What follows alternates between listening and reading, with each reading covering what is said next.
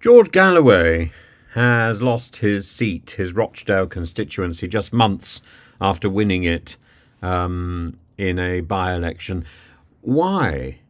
His polarised personality, his controversial statements, the challenge of securing a lasting base in a traditionally Labour stronghold, all of these things contributed to his defeat.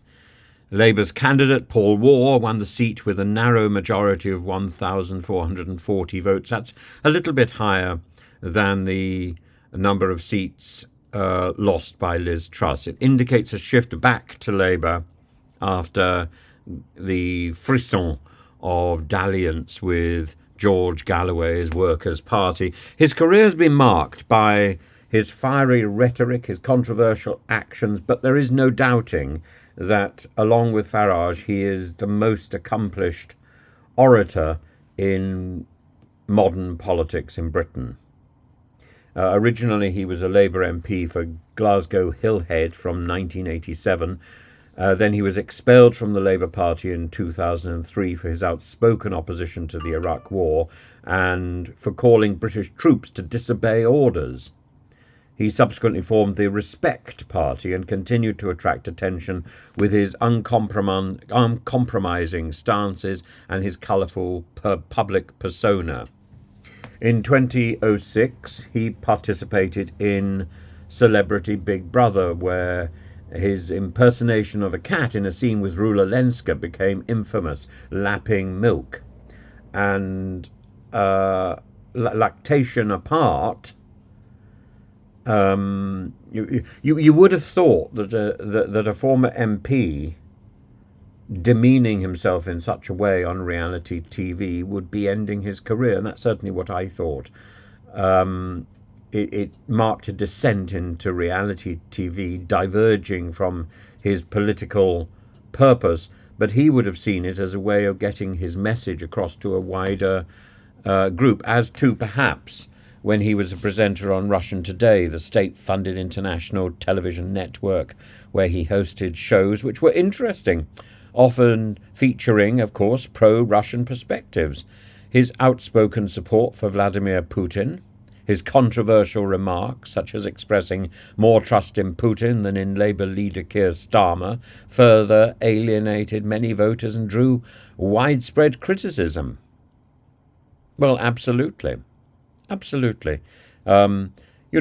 Anybody who puts more trust in Putin today, who puts trust in somebody who is dead and preparing for a future as compost, is not only committing themselves to an adoration of something absurd, but they're also participating in the assault on another sovereign country, on Crimea, on Ukraine. Putin's dying wishes were to annex this corner of the former Russian Empire, this piece of land, and to kill as many Ukrainians as possible. This is civil war. So many Russians have Ukrainians in their family. And this heartless land grab is something that has to be universally condemned. Putin needs to be excised from Russia. It's not enough that he's dead. He now needs to be forgotten and erased. And it's really replaced by a proper leader who is looking to form alliances and form and build bridges, not ridiculous one-sided bridges that link the mainland of Russia to Crimea, some sort of proclamation of power, like some sort of phallic thrust from the mainland. All this machismo of Russia's Putin needs to go, and needs to be replaced by something which is a little bit more humane. And in that, I'm deliberately avoiding the word democratic, because democracy is simply one one solution that we have found to the problems. Russia has always found a different solution, and Russia is entitled to that solution, but it shouldn't be Putin.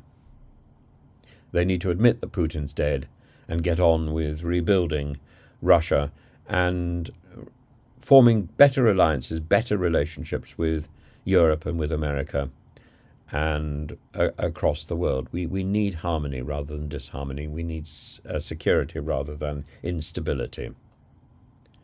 And Galloway, Galloway has made a career out of bellicosity and out of being contrary. He's a contrarian rather than a libertarian. He's a contrarian rather than a socialist. As such, of course, he is a fascinating talker. His views are always interesting. But there's a difference between being interesting and being right.